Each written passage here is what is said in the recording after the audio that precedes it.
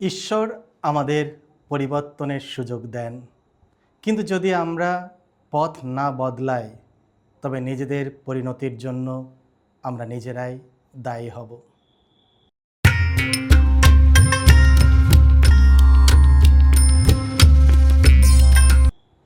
খ্রিস্ট আমার পরম প্রিয়জনেরা, আজ সেপ্টেম্বর মাসের 28 তারিখ রবিবার।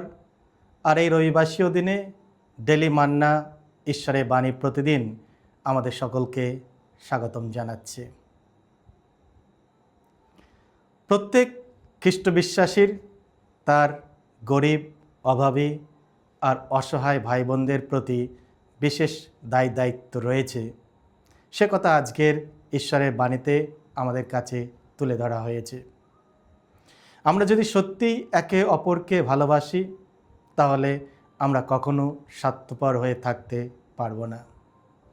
ঈশ্বর যখন আমাদের অর্থ সম্বল, টাকা পয়সা, ধন দৌলত দিয়ে আশীর্বাদ করেন, তার অর্থ নিজেরাই সেগুলি উপভোগ করার জন্য নয়, বরং সেগুলি অভাবী ভাই বোনদের সঙ্গে সহভাগিতা করার জন্যই। খ্রিস্ট আমার পরম প্রিয়জনেরা, আজকের এই রবিবারে প্রথম পাঠটি নেওয়া হয়েছে প্রবক্তা আমোসের গ্রন্থ থেকে 6 অধ্যায় 4 থেকে 7 পদ, যেখানে প্রবক্তা ধনী মানুষের প্রতি ধিক্কার বাণী শুনিয়ে দেন, কারণ তারা স্বার্থপর, লোভী, মানুষের মঙ্গল করতে এতটুকু চেষ্টা করেন না। তিনি ইসরায়েল মানুষদের মন পরিবর্তনের জন্য আহ্বান জানান।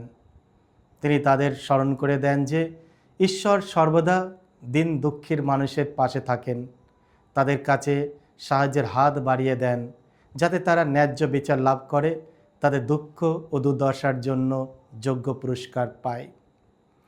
এই রবিবাসীয় দিনে দ্বিতীয় পাঠটি নেওয়া হয়েছে শিষ্য তিমোথীর কাছে প্রেরিত পলের প্রথম পত্র 6 অধ্যায় 11 থেকে 16 পদ।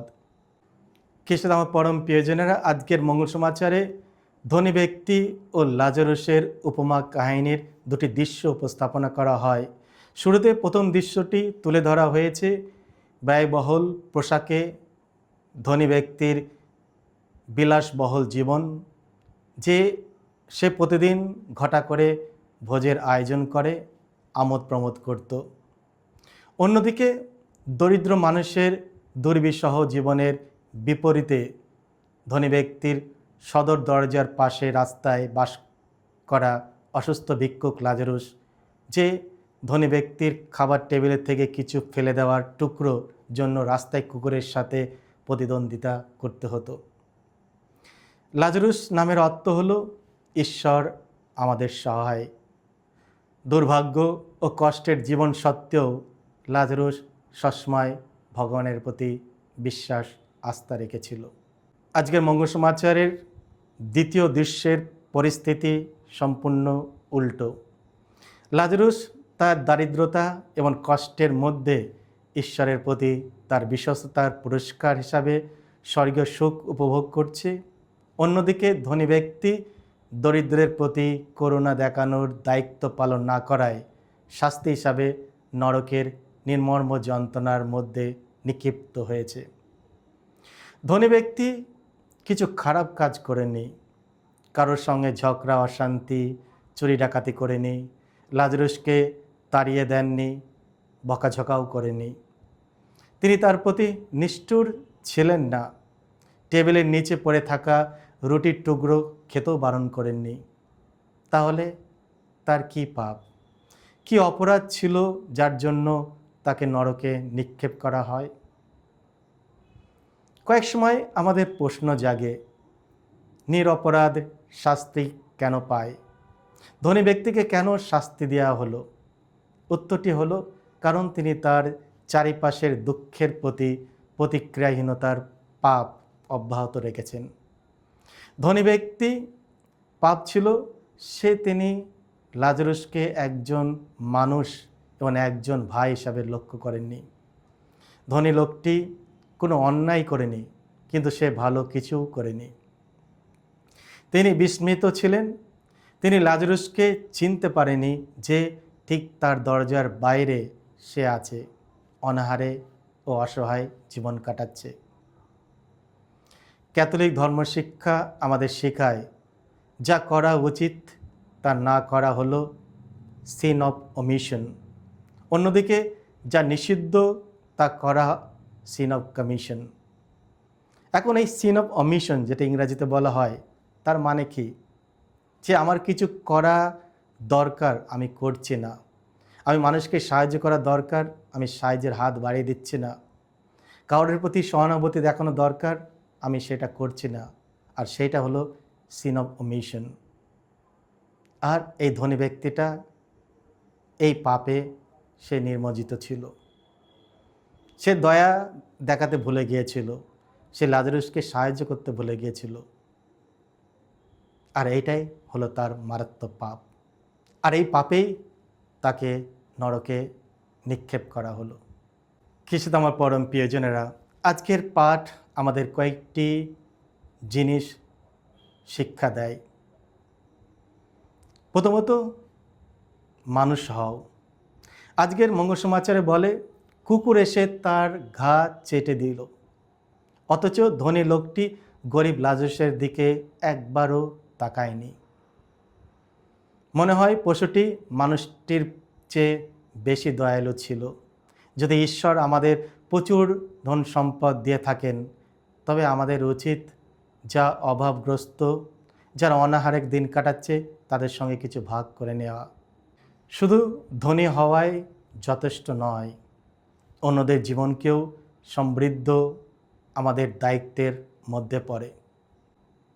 দ্বিতীয় জিনিস হলো ঈশ্বর আমাদের নাম জানেন।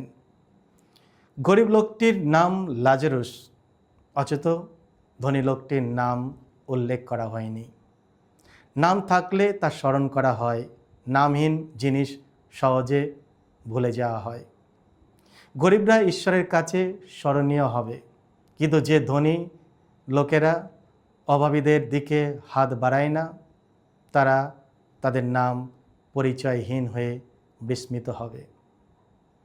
তৃতীয়, দূরত্বের গুরুত্ব।